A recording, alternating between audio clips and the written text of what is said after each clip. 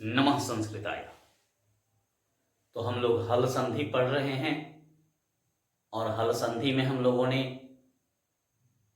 झलाम जसवंते समः सूति यरो अनुनासिके अनुनासिको वा सूत्र को देख लिया है। अब हम लोग हल संधि का एक महत्वपूर्ण सूत्र है वा पदांतस्य, उसके विषय में देखने का प्रयास करेंगे, समझेंगे। बड़ा आसान है यह वा पदांतस्य। यह सूत्र है हमारा वा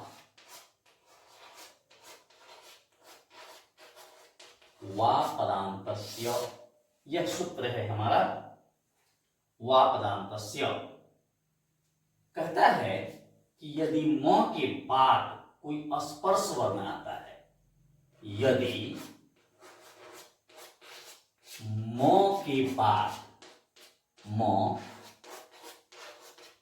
बाद कोई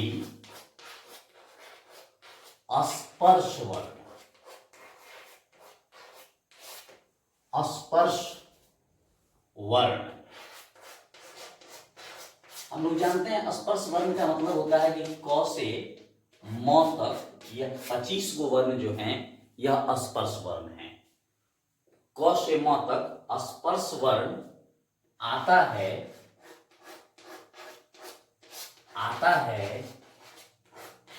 तो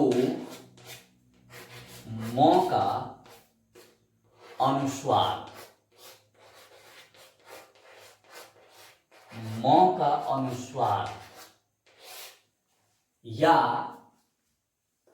या बाद वाले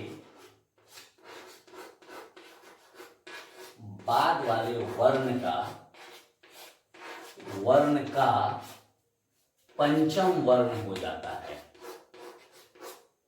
पंचम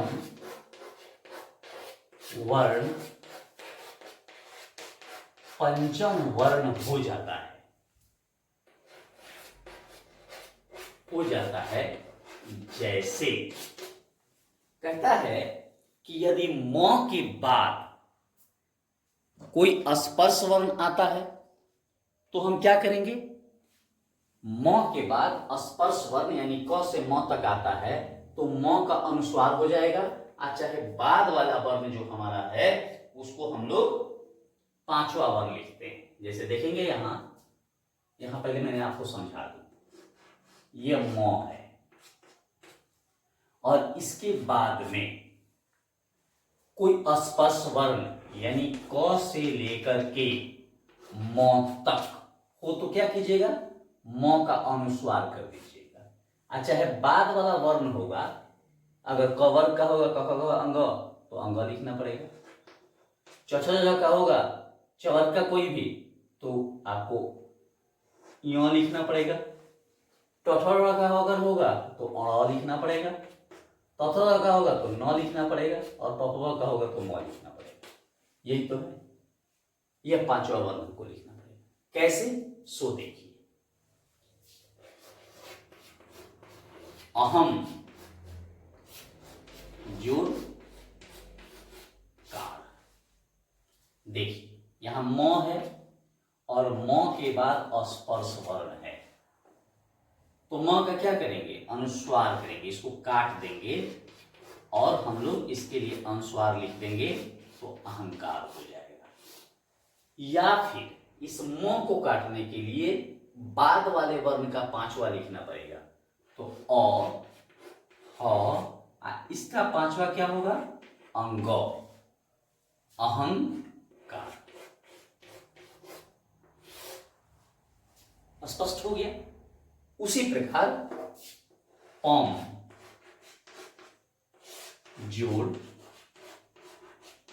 चम, देखिए म का बाद में कोई स्पर्श वर्ण है तो म के लिए हम लोग क्या करेंगे, अनुस्वार पंचम।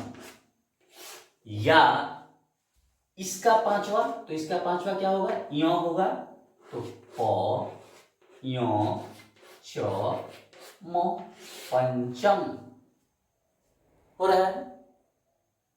इसी प्रकार से हम लोग और भी इसका बना सकते हैं, जैसे देखेंगे कुछ छोटा सा और देखें, शम गम, संगम। म है, म के बाद में स्पर्श वर्ण है तो म का अनुस्वार हो जाएगा, तो हो जाएगा संगम, संगम। या फिर इसका पांचवा लिखिएगा तो लिखना पड़ेगा श, और ग का पांचवा होता है अंग, संगम। ये हो सकता है। इस प्रकार से हम लोग चाहें तो बना सकते हैं। किंचित ये भी बना सकते हैं, ये भी होगा किम जो चित। देखिए इसको अगर हम चाहें तो ऐसे लिख सकते हैं किंचित, या फिर इसका पांचवा लिखिएगा तो पांचवा में हो जाएगा ये किंचित, दोनों से। तो इस प्रकार से वा पदांतस्य सूत्र जो है हमारा हल संधि का, यह बड़ा महत्वपूर्ण सूत्र था। हम लोगों ने इसको समझा, और संधि जो है हम लोग पढ़ते हैं तो संधि पढ़ने से हमें यही फायदा होगा कि हम कठिन जो शब्द होते हैं संस्कृत के, उसको विग्रह आसानी से कर लेते हैं, और जब संधियों का विग्रह हम कर लेते हैं तो उसके हिंदी अर्थ निकालने में बड़ी सुविधा होती है। इसलिए संधि हम लोगों को निष्ठापूर्वक पढ़नी चाहिए। और मैं संधि जो भी पढ़ा रहा हूँ, मैं वैसे नहीं पढ़ा रहा हूँ जैसे कि झलाम जसवंती झल प्रत्याहार है तो प्रत्याहार फिर आपको सुविधा होगी। झल प्रत्याहार में आता है झ से लेकर के पूरा ल तक वर्ण होगा, अंत में हो तब जस हो जाएगा। तो जस प्रत्याहार का मतलब आप समझते होंगे, माहेश्वर सूत्र में मैंने बताया है कि जस प्रत्याहार में ज ब ग ड द स होता है, यानी प्रथम वर्ण का तृतीय वर्ण हो जाता है।